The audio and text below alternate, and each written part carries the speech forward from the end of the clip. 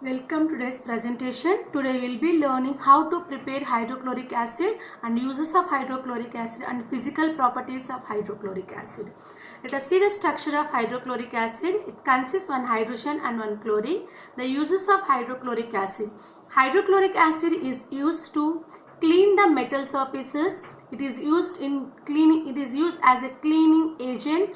Many toilet cleaners consist hydrochloric acid.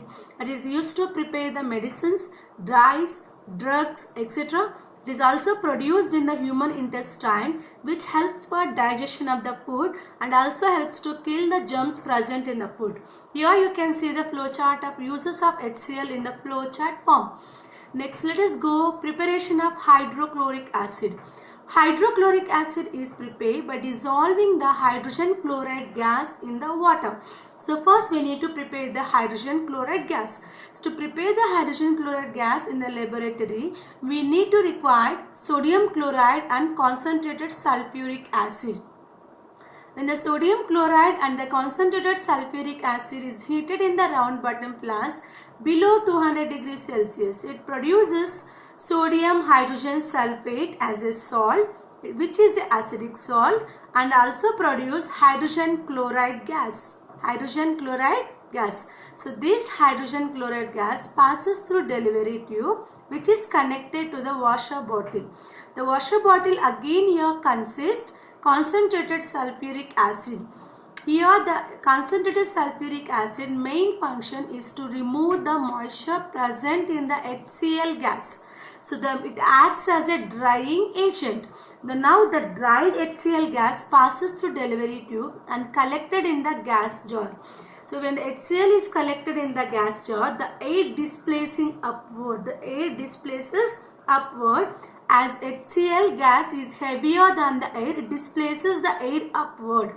So this method is known as upward displacement of air.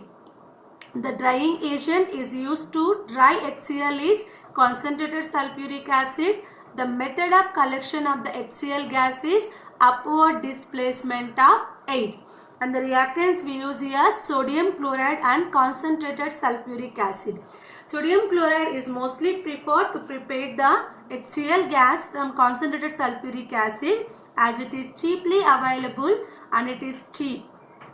Next, why do we use only concentrated sulfuric acid?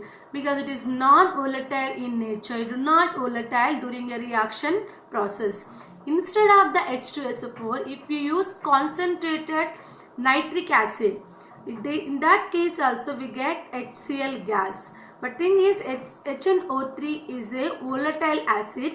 Along with the products, we even get the vapors of the nitric acid. To avoid that, we mostly prefer to use concentrated sulfuric acid as a reactant to prepare the HCl gas. If you see here, below above 200 degrees Celsius, the products are different. Acid is same, but the salt is different. It produces sodium sulfate.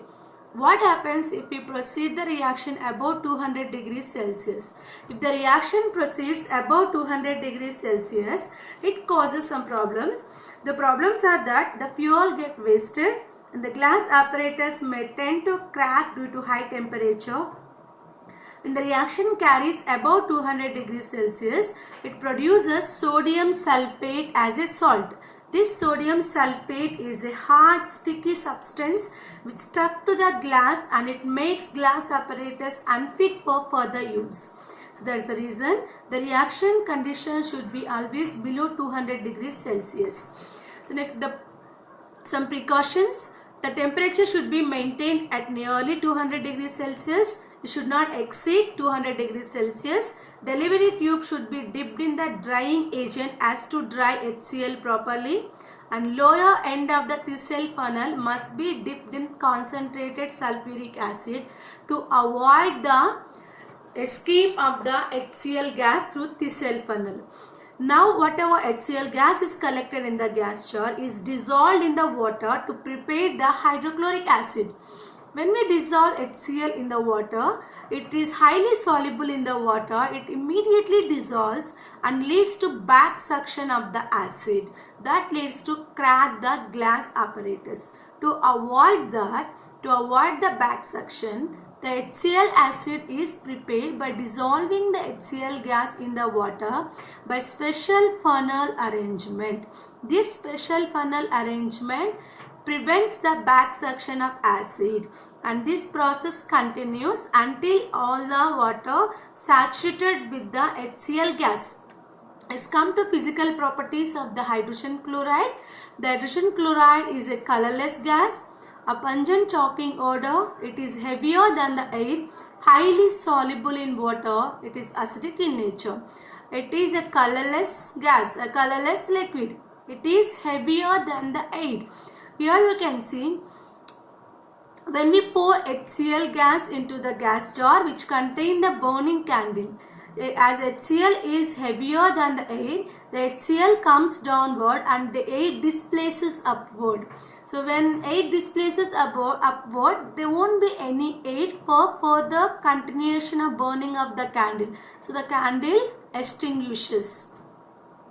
The HCl is highly soluble in the water. So this can be shown by fountain experiment. The main aim of the fountain experiment is to show that high solubility of the HCl in the water.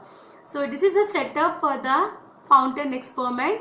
So here you can see that the drop consists the blue litmus solution.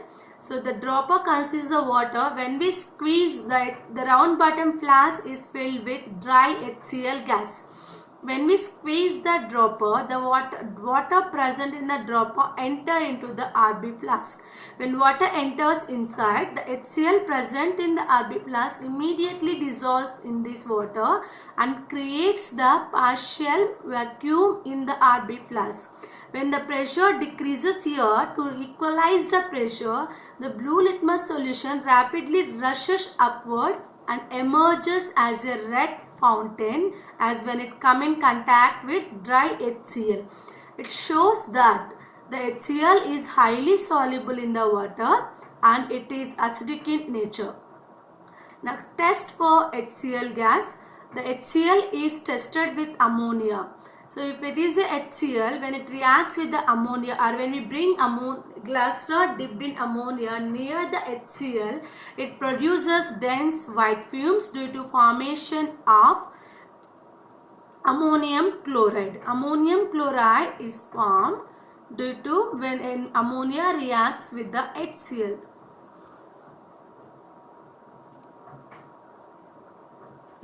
Ammonia reacts with HCl, it produces dense white fumes of ammonium chloride. This ammonium chloride and further cooling produces solid form of the ammonium chloride, which is a sublimable solid. So we have one more test.